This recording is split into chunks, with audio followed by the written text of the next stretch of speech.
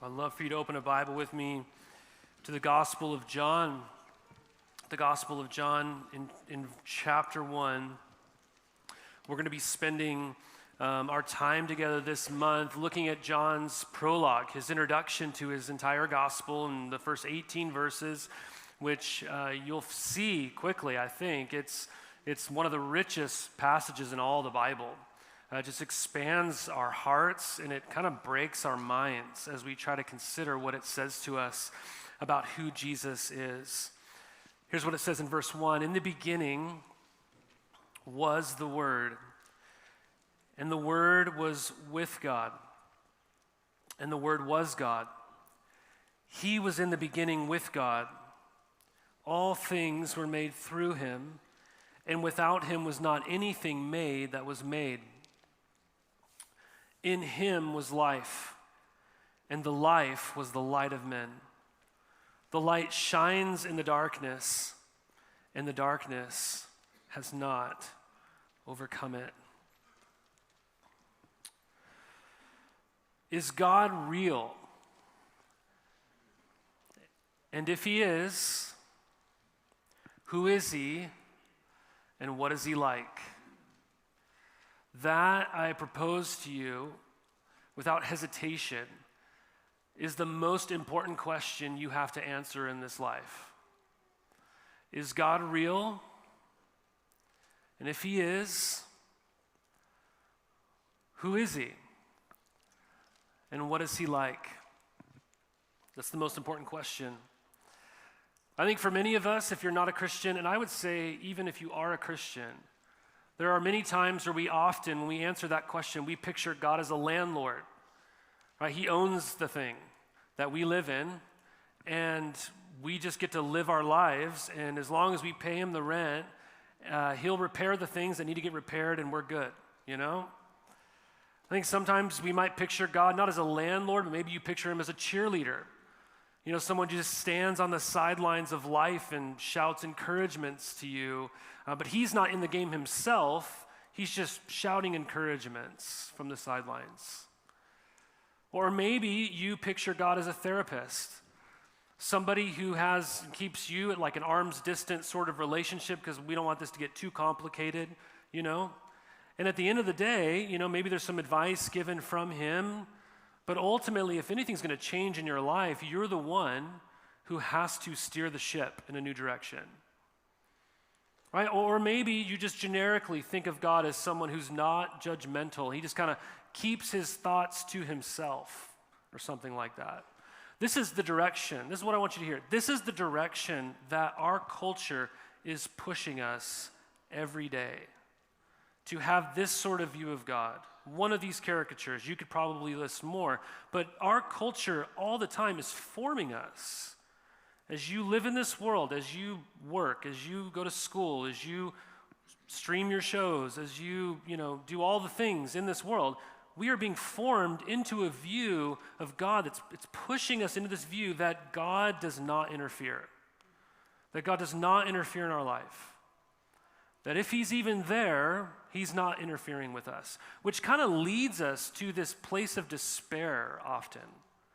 Because as we live in the world, and if we believe God does not really interfere in our life, as we experience the darkness of this world, we then begin to ask the question, well, does God not care? Does God not care then? Right? I mean, if he could do something about it, then why doesn't he care? And we don't just have our personal lives of the darkness we experience. We now have access to information instantaneously all over the world to learn about things like wars, tragedies, other people's suffering. And so in the midst of that sort of darkness, we begin to ask this question, does God even care? And so if you're anything like me, and if you're anything like most people who have sincerely asked this question, is God real? And if he is real, who is he and what is he like? We often wish God would just walk through the door and shake our hand and reveal himself to us. And what I'm here to tell you is that Christmas, that's exactly what we are wondering at. John says that if you want to know God, look at Jesus. Look at Jesus. the one who God actually sent into this world to redeem the world. And what does John's gospel tell you why? The why to why he did that. It's because he loves the world. It's because he loves the world. See, John begins the narrative of Jesus in this world unlike the normal gospel accounts that we read in Matthew and in Luke, which we should read about the birth narratives of Jesus in this world. But John goes back even further to the origin story of Jesus. He goes back to the very beginning of all things to tell us who Jesus is. And in summary, these 5 verses are telling you that Jesus always was and that Jesus will always be. That he always was and he will always be. And that is fantastic news for you if you truly want to know God. The first 3 verses are showing us that Jesus always was. And how it's showing us is by telling us that he is the source of all physical life. He is the source of all physical life. Let's just take this phrase by phrase here. What does it say? In the beginning was the Word. There's a lot we could say here about this, but the word was, it's the Greek word logos, which was used in a whole host of different ways, depending on who was using the word. And here, John is using this word to say the word is the ultimate self-disclosure of God. It's the revelation of God. The revelation of the God who was there and the God who creates through his word. It's the revelation of who he is. And so who is the word? That sounds really abstract, but it's actually far from abstract. Because if you look at verse 3, what does it say? Verse 2, he was in the beginning with God. So all of a sudden, this word is not an abstract idea. It's personified in a person. The word is a person. That's why your English translation probably capitalizes the W in the word word.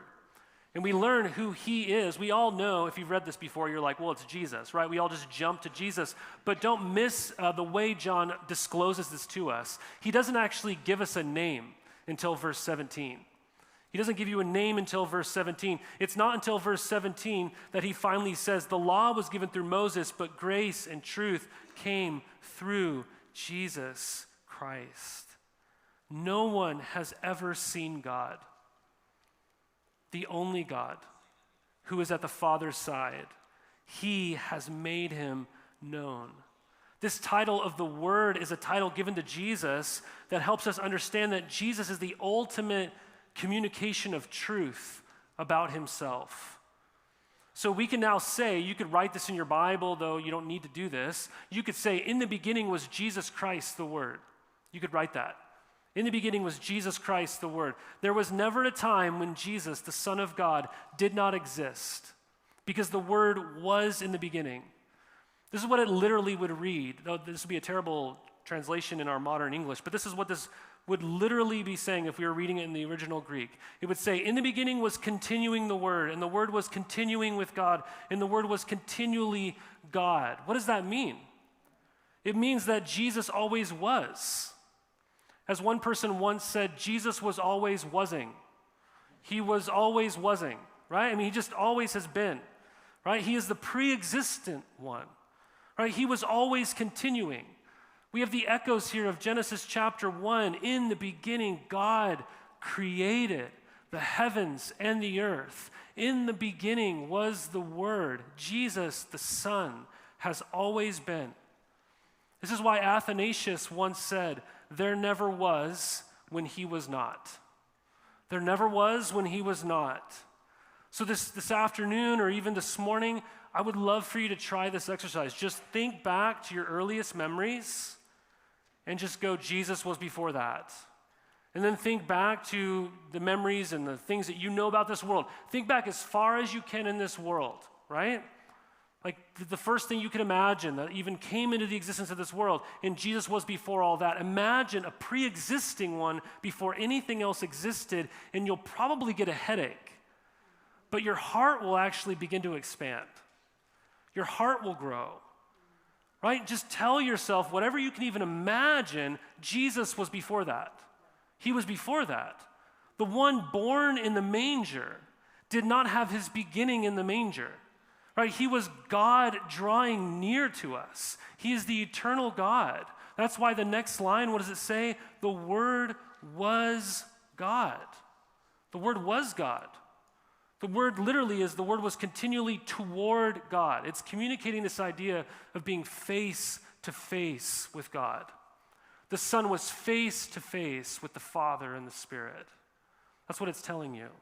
It's the language of intimacy, of nearness, right? This is why you get this actually intuitively, because after this service, if we were talking, if we were visiting, right, and I got like this close to your face, right, as you were talking to me, you would kind of do what? You would step back a little bit, wouldn't you? You ever have those people that get a little bit too close to you and you kind of keep taking steps away from them, and for some reason they just keep stepping towards you, right? Right, you have this really uncomfortable social thing happening there, right? You know what I'm talking about? Right, you're just like, why do these people not get it? That space that you keep stepping back from is not just because you want to see them in their wholeness or something, right? It's because that's a space of intimacy. Right? No one gets that close to me without me stepping back, unless your name is like Elizabeth Howarth or Isla or something like that. That's not what I mean, Josue. Come on, right? Or Evan, sorry. Right? But it's just the idea of intimacy, right? That's reserved for specific people in your life that you are the closest to, right? Right? This is exactly what it's actually communicating here. He was face to face with God. That's the relationship Jesus had with God before the world was even created. Right? And so the next line says emphatically, the Word was God. If there was ever any question at this point, the Word was God in essence and in character. He was God in every way. This was Jesus' continuing identity from all eternity. He was constantly God. He is fully God. So that means when you see Jesus doing something in the Gospels, it's God doing those actions. When Jesus is speaking something, it's God speaking, right? You're hearing the words of God upon the lips of Jesus. We live in a country where people are fine with Jesus. People will think fondly of Jesus. They'll think he did good things in the world, and you should listen to some of the things that he said. But here we see something far greater than that. Jesus is God. The Word was God. That doesn't mean that he used to be God. It's talking about his pre-existence. It's talking about his origin from the very beginning. It's putting a time stamp on his life, saying you can't even stamp it. He's from eternity past. He was, and he is, and he will always be. This is actually why he was crucified, because he claimed to be God. He did miraculous things. The things that he taught were in line with the status of God, and so they crucified him for it. As maybe you think about Jesus and you think about him as being someone who can give you some help in life. Maybe you think of him as someone who gives good advice, or maybe he can help your marriage in some way. Maybe he can help you process your stress or some difficulty in your life, or he can set you straight. And in so many ways, that's absolutely true. But that's not ultimately who he is. If you want to know him, you have to come to him on his terms. He is God. Then if there's any question about what the Son was doing before everything had created, we learn that he is the one that everything and everyone owes their existence to. We exist because Jesus existed and decided to create us. What does it say in verse 3? All things were made through him, and without him was not anything made that was made. He is the cause of creation.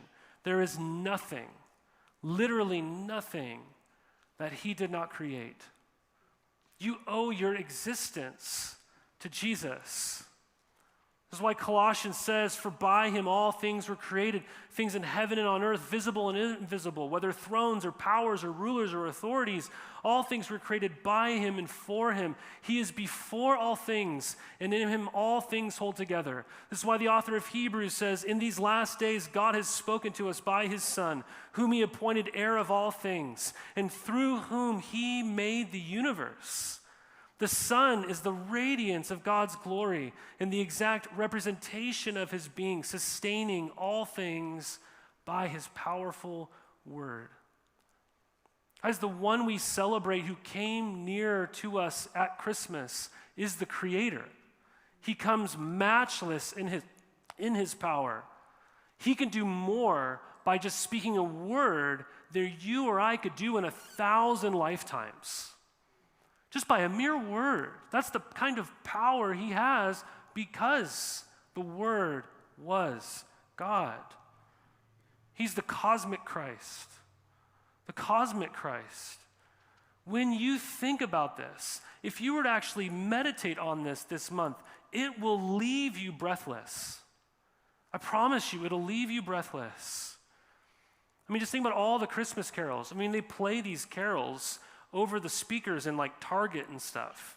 So all these people, we just sing along and we know these songs, but it's amazing to me that all these people are just listening and accepting these Christmas carols, not even thinking about some of the things that they're saying. I mean, just think about Hark the Herald Angels Sing. Everybody knows that one, right? I mean, you don't really know it, but you really know it. You know what I'm saying?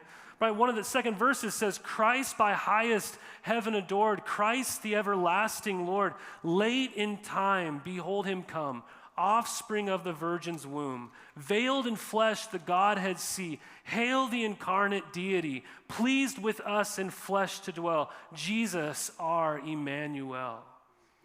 He is God.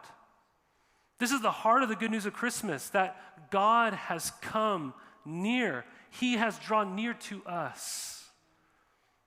He is not disengaged with his world, like the world would want you to think. Is this hard to believe? It sure is. It's really hard to believe. It'll make your mind hurt. This is the revealed truth about who Jesus is, though. He always was. I get it. It's hard, you know? I mean, I could hardly put into words this morning. Preparing a sermon like this is like, how do you put into like English what this is actually saying to you and me? You know, I mean, it's hard to understand. I mean, I don't even understand basic things in life. You know, I mean, being a parent makes that pretty obvious. If one of my kids asks me, like, what's clothing made of, I'll say fabric, you know? And if they say, what's fabric made of, I would just say, it's a miracle. I have no idea, right? I have no idea how fabric is made. I don't know where it comes from, you know? Like, I don't even understand basic things in life. And here's the problem. When we don't understand things, there are things like fabric that we just accept. We're like, this is made of fabric. I don't have to understand it. I know that it exists. I know that it's real. I'm wearing it, right? But there are other things that if I haven't seen it, if I haven't experienced it yet, I can just seem or tend to reject it. A great example of this, just the other day, my little girl, Isla, she's 7, she was telling us about this skeleton panda fish that she had heard about that existed, and I was like, a skeleton panda fish? This thing doesn't exist. What are you talking about? And I just thought she was making up some mythical character, this skeleton panda fish, and my wife's joining in. We're like, Isla, no, that's not real, you know, this sort of thing. And finally, one of our older kids said, well, Google it. And I Googled it, and it's real. Right? There should be an image for you, I think, on the screen, but this skeleton panda fish, it's terrifying. I get it. Sorry, not to scare you or anything. Fear not, right? It's not going to hurt you. Okay? It's not a real panda, as you can see, but there's a thing called the skeleton panda fish that was not discovered until 2024, February of 2024. People like me walked this earth, and like you this morning, you probably didn't know about this, right? Before this moment, you're like, that's not real, right? That's not real. It's real, right? There are things that just don't fit into our categories, so we reject them. Right? But then when we experience it, when we see them, we have to deal with it, right? Is this real or not? Right? And sure, it's not a real panda, so it's not too hard to believe, okay? But if a skeleton panda is hard to believe, this is hard to believe, isn't it? And so many people have struggled with this over the years. I mean, famously on April 12th, 1961, the Soviet cosmonaut Yuri Gagarin, I'm saying that wrong, became the first human to ever enter space. And as he went up to space, a few months later, he returned, and the premier of the Soviet Union declared, Gagarin flew into space, but he didn't see any God there. He went out into the space, and he did not see God, so therefore, God does not exist. C.S. Lewis caught wind of this and responded to Nikita by saying that we don't relate to God like someone who lives on the first floor of a building relates to someone who lives on the second floor of a building. We don't just walk up some stairs and find God. Instead, this is what he said, if there is a God who created the world and created us, I could no more meet him than Hamlet could meet Shakespeare. If Hamlet wants to prove there's a Shakespeare, he's not going to be able to do it in a lab, nor is he going to be able to find Shakespeare by going up onto the top of the stage. The only way he will know something about Shakespeare is if Shakespeare writes something about himself into the play. Right, that these worlds don't even collide, which makes our heads hurt. But what we're learning here is that even more than just writing something about himself into the play, God has entered into this world. The author of life has become a human in this life. He's taken on flesh. This is why an unknown author wrote in a letter to Diogenes in AD 150, God did not, as one might have imagined, send men any servant or an angel or ruler or any of those who influence earthly things. Instead, he sent the very creator and fashioner of all things, the one by whom he made the heavens. Do you believe that Jesus is this great? That he's this big, this matchless, this incomparable? He always was, before he was ever that baby in Bethlehem.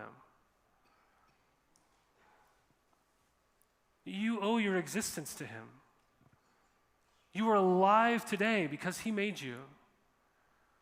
But we need more than just physical life. We need spiritual life, don't we? Because we do live in this darkness. And that's the second thing we see, and the last thing. And we're going to keep this point brief because we're going to spend a lot more time on this image in the coming weeks. If you could believe this and receive him, what does it say in verses 4 through 5? There is life, eternal life, in his name.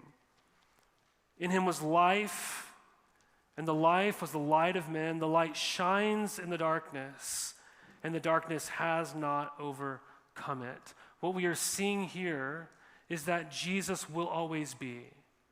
Do you see that light, the image of the light? The light shines. It's still shining in the darkness. And the darkness has not overcome it. He will always be. He is the source of eternal life. Of eternal life. We're back to these light and dark images from the creation account in Genesis again, aren't we? The first thing God said when he created all things, physical things, what did he say? Let there be light, and there was light. The darkness hides in the face of light. It has no power in the face of light. Light precedes then all other things. Other things live and grow and have their being because the light shines. If there is no light, there is no life. And that's the point that John is making. But John, again, he's not thinking about the day and the night. He's talking about spiritual things, the spiritual realm. He's talking about how God did create the world perfect. But then Adam and Eve did actually sin. They did turn their back on God. They did want to go their own way. And because of their sin, darkness entered this world. And ever since that day, we have lived in a world just covered and shrouded in darkness. It's inescapable to all of us.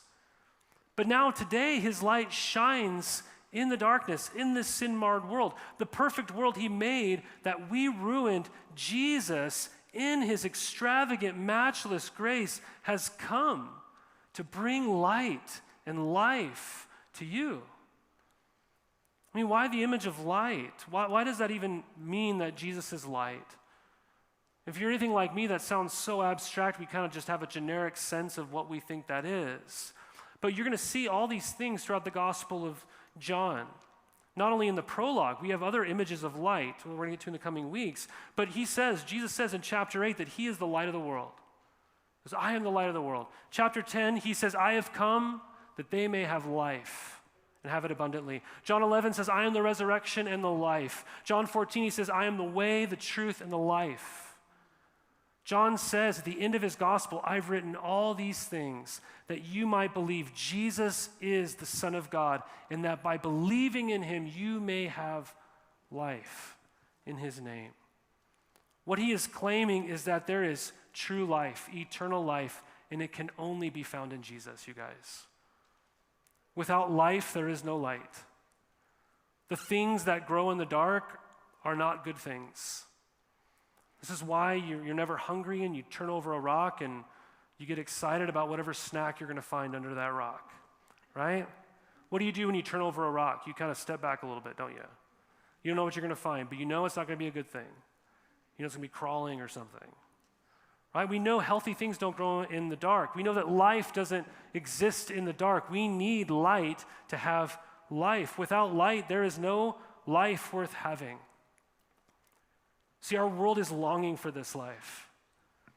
We run from experience to experience, from city to city, from relationship to relationship, searching for life. We see others and what they experience, and we think, well, maybe they have life, and so we try to get their life. It's never enough, though. So we change course again and we look elsewhere. I mean, just think about kids opening presents on Christmas. You get all the gifts, you open all the presents. It's really exciting, but there's always that one final scan under the tree. Is there one left? Did we miss one? Right? It's never enough, right? I mean, famously, Tom Brady, when he was interviewed back in 2005 on 60 Minutes, after he had won his third Super Bowl. Most people don't even win one. He already won 3. Was being interviewed, and this is what he said: "Why do I have 3 Super Bowl rings and still think there's something greater out there for me?" I mean, maybe a lot of people would say, "Hey man, this is what it is. I reached my goal. I reached my dream, my life." Me, I think it's got to be more than this. I mean, this can't be what it's all cracked up to be. And the interviewer then asked him, "What's the answer?" And Tom Brady just said, "I wish I knew. I wish I knew." The problem is we're looking in the wrong places. We're looking in the wrong places. Guys, if there is a God who created you and what you were created for is going to determine where true life is found.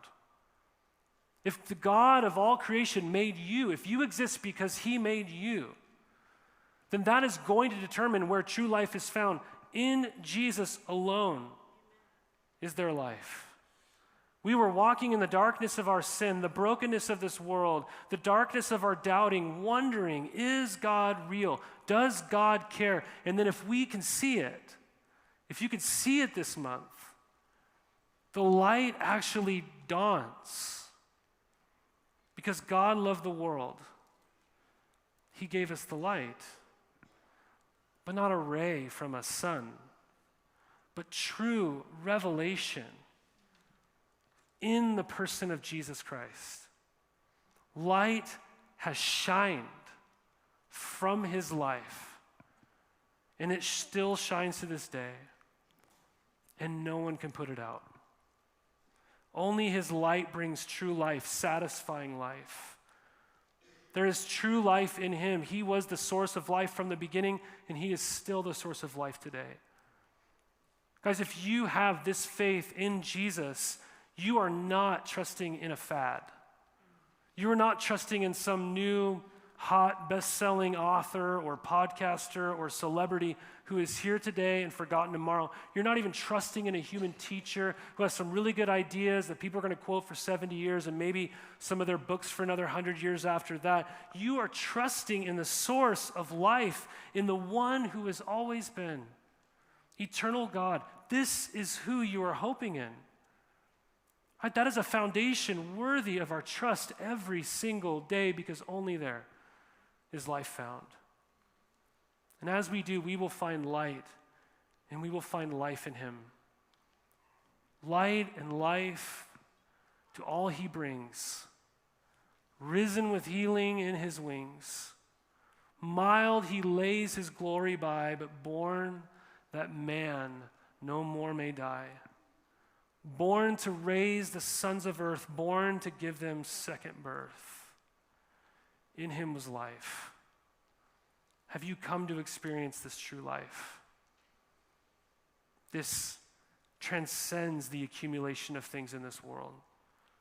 He came to bring you this life. And if you have come to experience his life today, we are going to celebrate that. We are going to remember that right now.